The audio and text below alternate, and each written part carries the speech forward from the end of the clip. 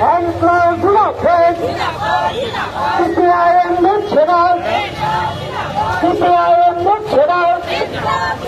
নির্বাচন কমিশন বৈধ ভোটারের নাম বাদ দেওয়ার সংশোধনের প্রক্রিয়া বন্ধ করতে, সংশোধনের নামে বৈধ ভোটারের নাম নির্বাচন কমিশন জবাব চাই, জবাব দাও। সংশোধনের মাধ্যমে বৈধ ভোটারের নাম বাদ দেওয়া হচ্ছে। জনগণ বলছে উঠুন,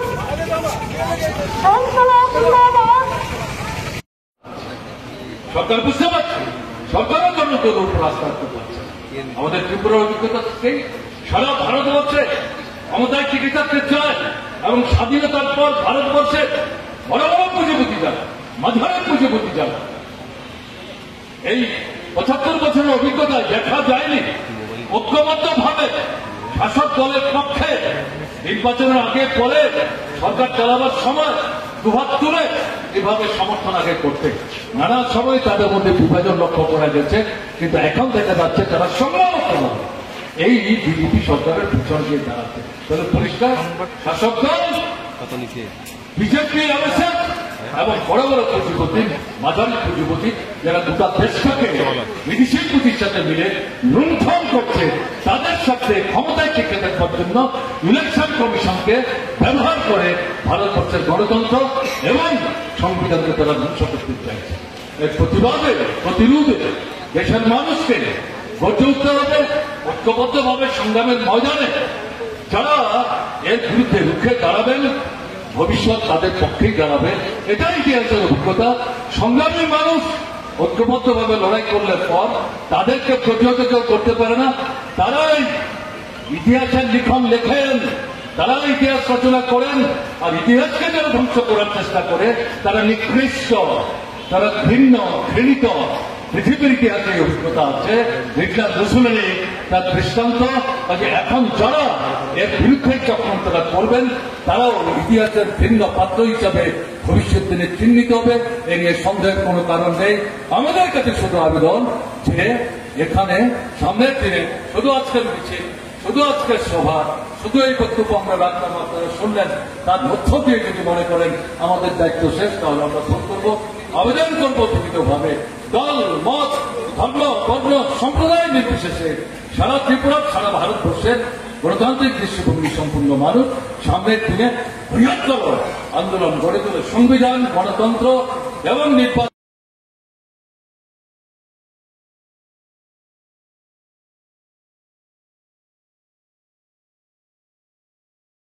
বছর নভেম্বর, ডিসেম্বর, জানুয়ারি এই 3 মাসে বিগত যে ভোটার তালিকা, সেই তালিকাটি আপডেট করা হয়।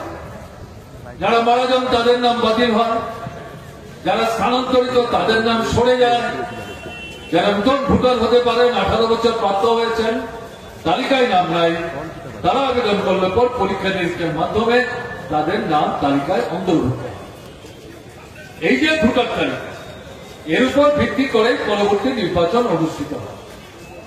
1952 সাল থেকে স্বাধীনতার পর ভারতবর্ষে এই পদ্ধতি অনুসরণ করে কি বিধানসভা, কি লোকসভা নির্বাচন অনুষ্ঠিত হয়ে আছে।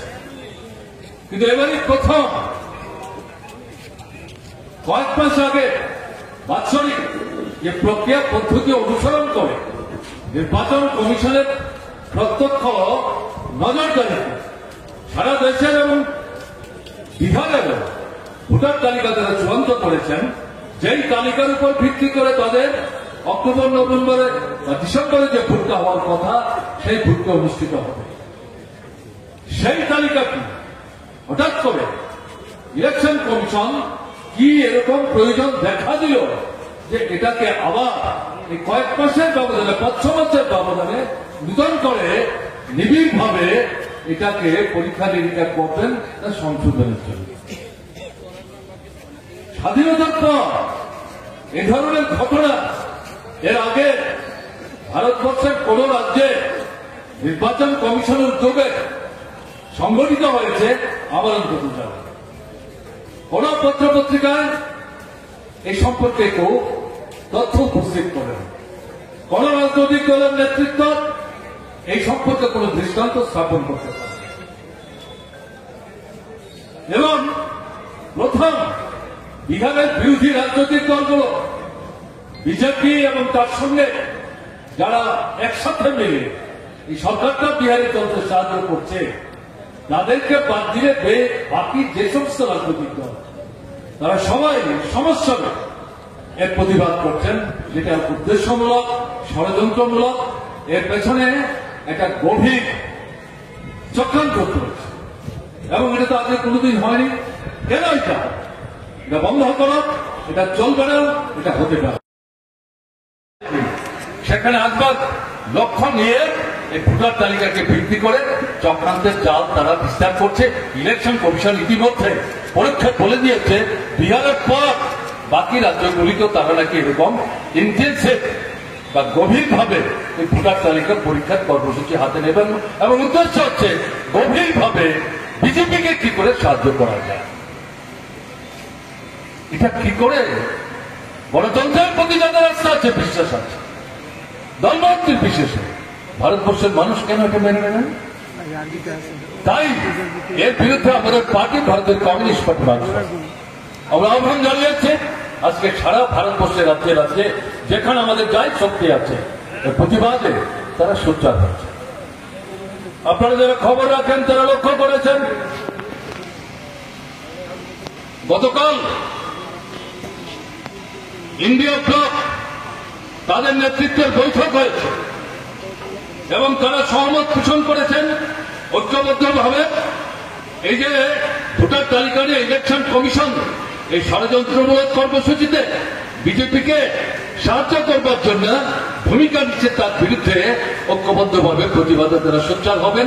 11 তারিখ সংঘবদ্ধভাবে দিল্লিতে ইলেকশন কমিশনের কাছে তারা বিক্ষোভ প্রদর্শন করবেন এবং পরবর্তী কর্মসূচি তারা ঘোষণা করবেন। তার মানে মার্ক্সবাদী কমিউনিস্ট পার্টি যে আহ্বান রেখেছে যে ভিত্তিকে আশ্রয় করে এটা সমস্ত রাজনৈতিক দল বিজেপি ছাড়া তারা উপলব্ধি করছেন, তার যথার্থতা আছে, বাস্তবতা আছে, তাই তারা ঐক্যবদ্ধভাবেই এই কর্মসূচি আজকে ঘোষণা করেছে। বন্ধুগণ, এটাকে প্রতিহত করতে না পারলে আমাদের সংবিধানের যে মূল কথা সংসদীয় গণতান্ত্রিক ব্যবস্থা, সংসদীয় গণতান্ত্রিক ব্যবস্থার মূল ভিত্তি নির্বাচন, সেই নির্বাচনটাকেই তো ধ্বংস করে দেওয়ার চেষ্টা তারা এখানে করছে। এটা নতুন ফেসিবাদী কায়দায়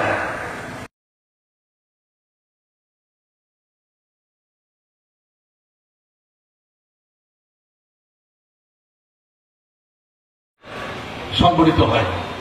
ভোটারদের একটা বিরাট অংশ ভোটের অধিকার প্রয়োগ করতে পারে না, এমনকি তার পরবর্তী সময় গণনা কেন্দ্র পর্যন্ত ঠিক মতো মানুষ ভোট গ্রহণে উঠতে পারে। এ হচ্ছে ঘটনা। এই পরিস্থিতিতে আমরা এই ত্রিপুরা রাজ্যে যেটা বলছিলাম, এটা ফ্যাসিস্ট একটা সরকার চলছে, গণতন্ত্র সংগ্রাম করছে, ভোটের অধিকার সংগ্রাম করছে, স্বাধীন মতামত ব্যক্ত করে অধিকার সংগ্রাম করছে, প্রচার মাধ্যম পত্রিকা তাদের অধিকার সংগ্রাম করছে, টিভি যেগুলো ব্যক্তিগত নিয়ন্ত্রণে চলে অধিকাংশগুলো তাদের কুক্ষিগত করেছে। এরকম একটা জায়গায় দাঁড়িয়ে মানুষ যাতে বেঁচে থাকার জন্য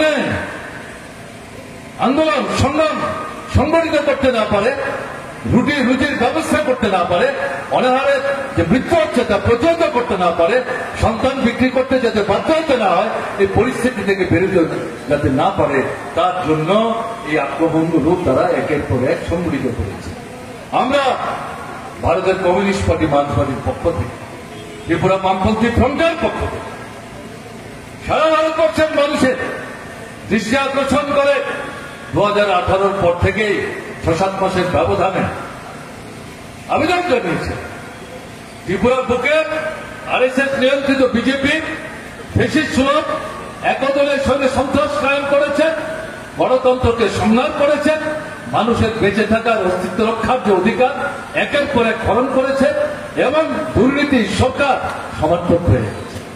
যদি আপনারা মনে করেন এটা ত্রিপুরার সমস্যা, ত্রিপুরাই দেখবে, এ নিয়ে আমাদের ভারতবর্ষের অন্যান্য রাজ্যগুলোর কিছু করার নেই, তাহলে ভুল করছেন।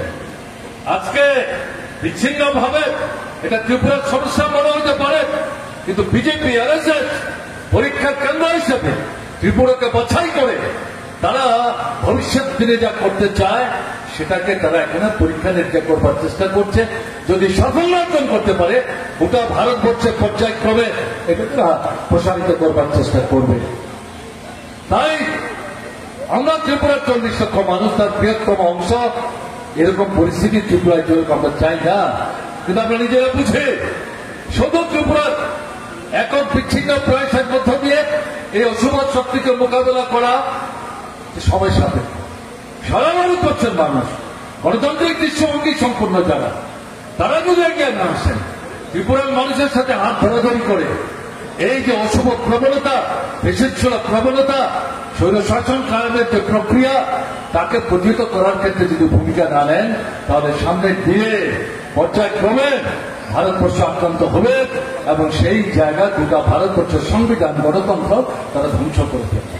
আজকে আমাদের যে অভিজ্ঞতা বছর 4-5 আগে থেকে যে কথা আমরা বলছিলাম, ইলেকশন কমিশন সম্পর্কে যা বলছিলাম, ত্রিপুরার বিজেপির নেতৃত্বাধীন এই ফ্যাসিস্ট সরকার সম্পর্কে আমরা যা বলছিলাম,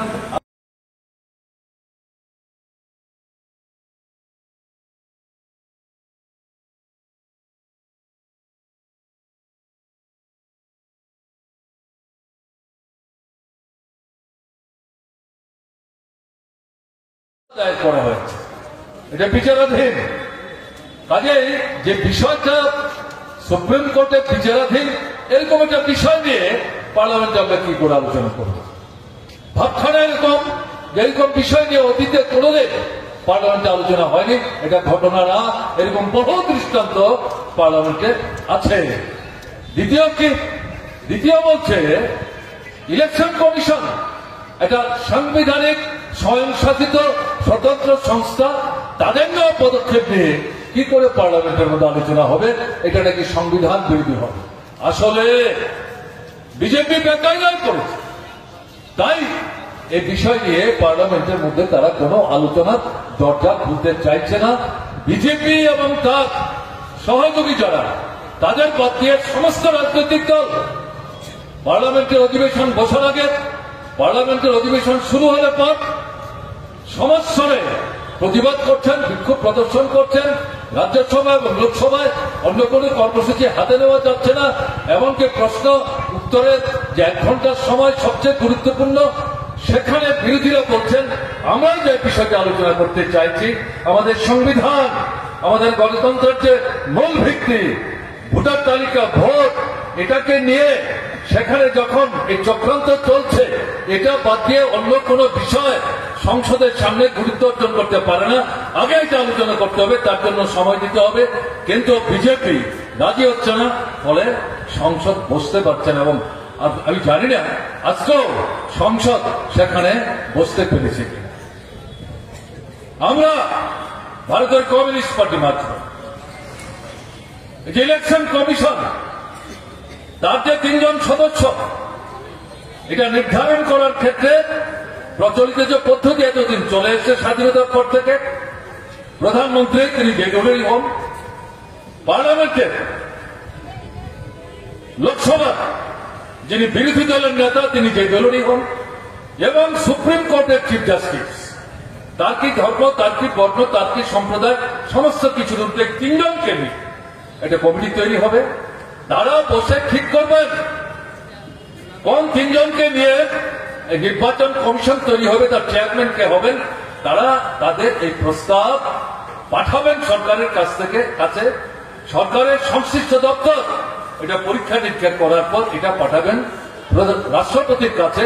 রাষ্ট্রপতির কাছে এই প্রস্তাব যখন যাবে, তিনি সম্মতি প্রদর্শন করবেন এবং এই কমিশন কাজ শুরু করবে। এতদিন এটা চলে আসছে। সর্বশেষ যে ইলেকশন কমিশন তৈরি হবে, তার আগে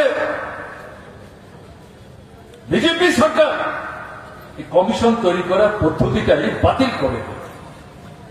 চিফ জাস্টিসের কোনো দরকার নেই, তিনি থাকবেন না এই সদস্য নির্বাচনের মিটিংয়ে। সেখানে কে আসবেন তার জায়গায়? প্রধানমন্ত্রী থাকবেন, লোকসভার বিরোধী দলের নেতা থাকবেন এবং প্রধানমন্ত্রী তার মন্ত্রিসভার একজন পূর্ণ সদস্যকে তৃতীয় সদস্য হিসাবে তার মধ্যে অন্তর্ভুক্ত করবেন। বিরোধীরা এটার প্রতিবাদ করেন কেন? তাহলে কি দাঁড়াচ্ছে?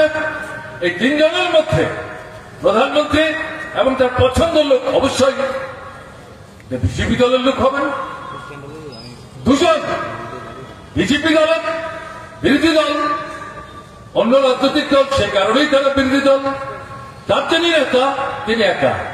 তাহলে সংখ্যা গরিষ্ঠতার প্রশ্নে শাসক দল দুজনে মিলে যেই নাম চূড়ান্ত করবেন, ইলেকশন কমিশনে কারা মেম্বার হবেন, কে চেয়ারম্যান হবেন, এটাই চূড়ান্ত হবে। গণতন্ত্র কোথায় থাকলো? চিফ জাস্টিসকে কি যুক্তি দিয়ে বাতিল করা হলো? স্বাধীনতার পর থেকে যেটা অনুসরণ করে আসছে কেউ এটা নিয়ে প্রশ্ন তুলছে না। হঠাৎ করে বিজেপি আরএসএস নিয়ন্ত্রিত তারা কোন এটা করতে গেল? তারা বুঝতে পারছিলেন সামনের দিনগুলো ধীরে ধীরে তাদের জন্য অনিশ্চিত হয়ে পড়ছে এবং এই জায়গায় ভোট একটা গুরুত্বপূর্ণ বিষয়। তার মূল ভিত্তি হচ্ছে ভোটার তালিকা এবং সমগ্র বিষয়টি নিয়ন্ত্রণ করে স্বাধীন সত্তার অধিকারী আমাদের দেশের সংবিধান যাদেরকে সুযোগ দিয়েছে সেই নির্বাচন কমিশন। এই নির্বাচন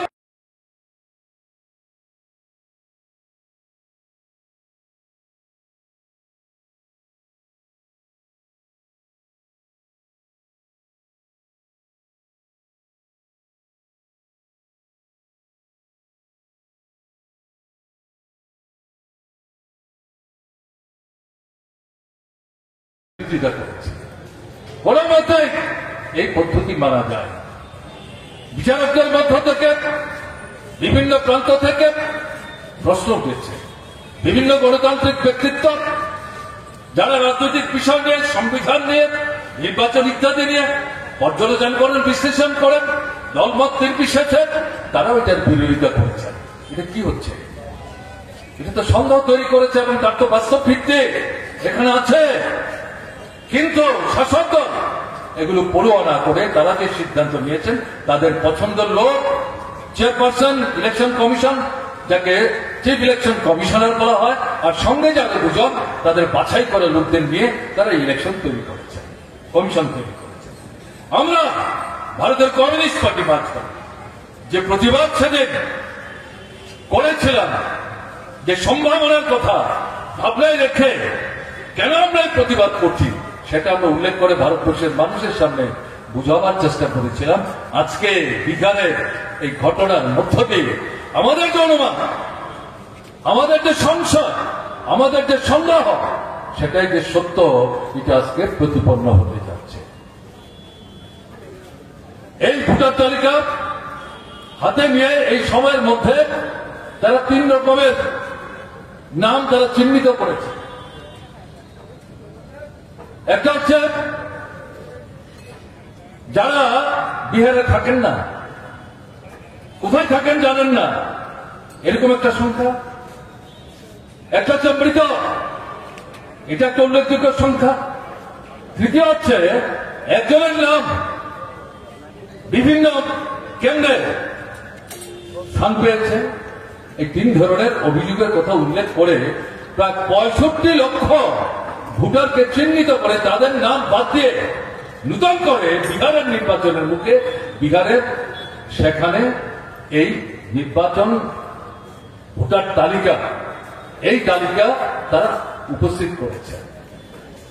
বিহারের বিরোধী রাজনৈতিক দলগুলো এই প্রক্রিয়াটাকে বিরোধিতা করছেন। সমস্ত বিজেপি ছাড়া অন্যান্য রাজনৈতিক দলগুলো এই প্রক্রিয়াটাকে বিরোধিতা করছেন এবং এতে প্রাথমিকভাবে যেটা দেখা যাচ্ছে, বিশেষ করে সংখ্যালঘু অংশের মানুষ, উপজাতি, তপশিলি, ওবিসি, গরিব অংশের মানুষ, দলিত অংশের মানুষ, শ্রমজীবী অংশের মানুষ, নুনন্তে যাদের পন্থ ফুরায়, এই যে নামগুলি বাদ দেওয়া হল, এলাকাগুলো চিহ্নিত করে করে এক একটা বিধানসভা কেন্দ্রে 10 থেকে 15-20 ভাগ করে এই অংশের মানুষ, এই অংশের ভোটার সবচাইতে বেশি।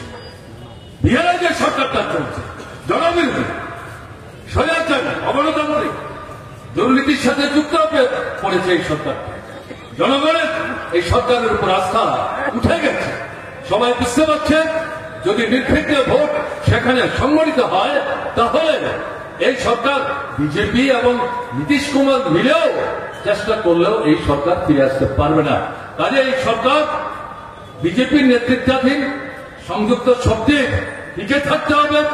টিকিয়ে রাখতে গেলে পর ভোটে জিততে হবে, জিততে গেলে পর এই ভোটার তালিকা দিয়ে হবে না এবং সেখানে বাছাই করে চিহ্নিত করে এই অংশের ভোটারদেরকে বাদ দেওয়ার চক্রান্ত মাথায় নিয়ে এই ভোটার তালিকা সংশোধনের জন্য আকস্মিকভাবে স্বাধীনতার পর প্রথম ইলেকশন কমিশন এই কাজটা হাতে নিয়েছে। সবাই বলতে শুরু করেছেন এই জায়গায় ইলেকশন কমিশন যদি সাফল্য অর্জন করে, বিনা বাধায় এটা যদি করে উঠতে পারে, তাহলে তার পরের বছর আসাম, পশ্চিমবাংলা, তামিলনাড়ু, পন্ডিচেরি, কেরালা এই 5টা রাজ্যের নির্বাচন অনুষ্ঠিত হবে। একমাত্র আসাম ছাড়া বাকি রাজ্যগুলোতে বিজেপির অস্তিত্ব নয়। 2-4টা আসন বাদ দিলে আসামেও এই সরকারটা জনবিরোধী ভূমিকা নিচ্ছে, দুর্নীতি এবং সরকার সমর্থক হয়ে যাচ্ছে, সংখ্যালঘুদের বিরুদ্ধে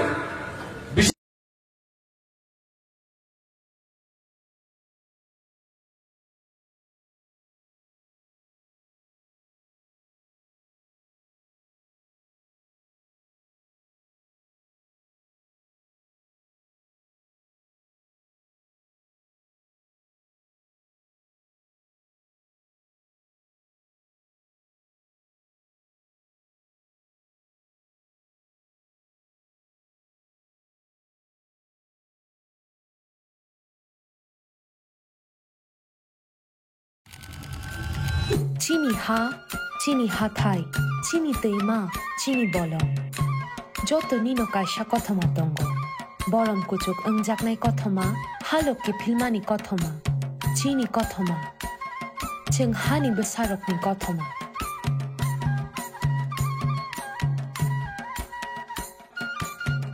जोंनो मुं गोबां माबे रिंजाक फानो। चिनि कप, चिनि चामुं, चिनि ते। जतो फेलाय मुं दंमानि उलोबो, जोंनो तामो थानसा खायतनि हिंखे, चिनि सिनि मुं। जों जतो ओंखा अहानि बोसा। Hayung rek hani besarokni salno regui TTAADC chini hukumu mukumu chini laibu mani goron tei chini sini mungno khati naruknani tai hamyani yakni katirenani semai tang phiro jotono hayung rek hani besarokni salni hamjakma tei chibaya pharo